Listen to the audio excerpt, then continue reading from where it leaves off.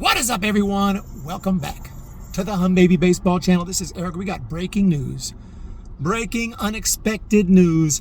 Pete Rose and anyone else who played Major League Baseball who was put on the permanently banned list and has passed away is now eligible.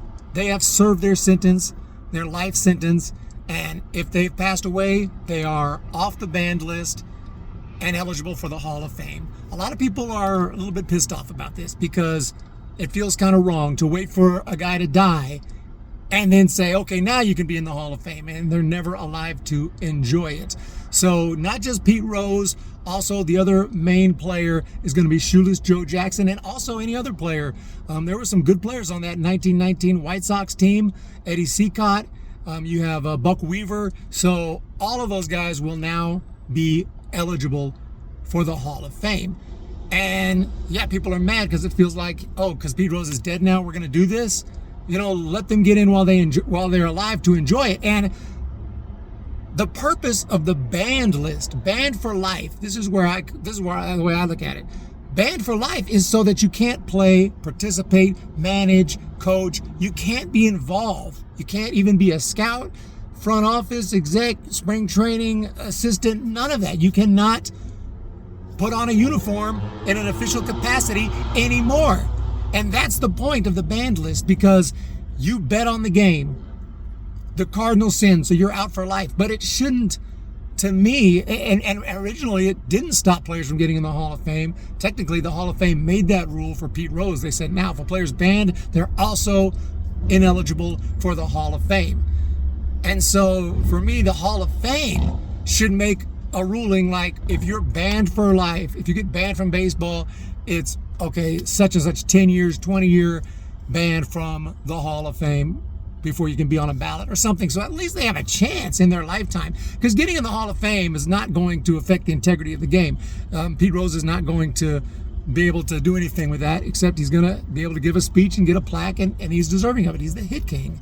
To wait for waiting for them to die to be able to get in the Hall of Fame is messed up. Although, from Major League Baseball's point of view, they're just saying the player cannot play, manage, coach. So obviously, if they passed away, removing from the ban list doesn't really. Well, obviously they're not going to play. They're not going to manage. They're not going to coach.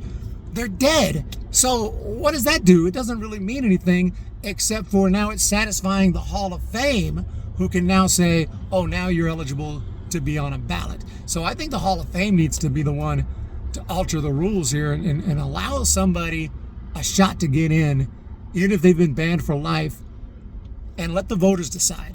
I always say let the voters decide, but it's up to the Hall of Fame how they want to do it. A lot of people just kind of put the Hall of Fame and MLB together, actually separate.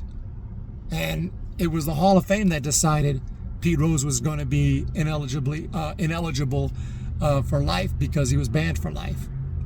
But on the other side, at least future players who get banned for life, they know, hey, someday maybe I'll get in. Won't be in my lifetime, but maybe someday I'll get in. At least they can pass away knowing that someday they have a shot at Cooperstown. But and I'm happy that Pete Rose is getting in, and you know, I wish he could have gotten in his lifetime. I wish he could have enjoyed it.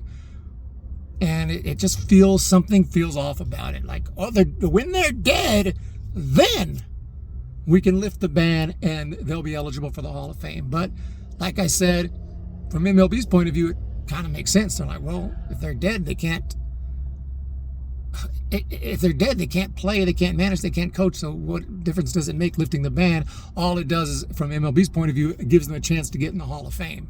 So in that aspect, it kind of makes sense. The Hall of Fame is the one that needs to make some adjustments, in my opinion, and allow players a shot at getting in their lifetime. Just because they're banned for life doesn't necessarily mean they shouldn't have a chance to get a plaque if the voters say they're worthy. Voters can say, look, we know Pete Rose gambled on the game, but he was so good and so great and is the hit king and played so hard. We're going to vote for him anyway, but we never got to know. Now we'll find out, and it's going to be interesting to see how he does. Is he going to get in first ballot? I wouldn't be surprised if he doesn't. I wouldn't be surprised if he gets like 60% first ballot, but I think he will eventually get in. I hope he gets in first ballot, but Pete Rose is going to be a Hall of Famer, and most of us will be able to see it and witness it, and that's going to be an amazing day. Let me know your guys' thoughts. Hit that thumbs up, and Joe Jackson too. Joe Jackson's getting in. Joe Jackson's getting in. Probably first ballot for him because less people were around. So they got less emotions, and they're not going to be like, I hate this guy. He's a cheater. He's terrible. He bet on, again, blah, blah, blah. They're not going to think any of that because, he's so far back that I think he'll actually get more support than Pete Rose. But let me know your guys' thoughts in that comment section. I do appreciate it. Sorry about the car video. This is where I'm at. I'm on the road. I can't do it in the studio. So anybody who's going to comment and talk about my unprofessionalism, go ahead and save that. I'm good. Have a great day. See you next time.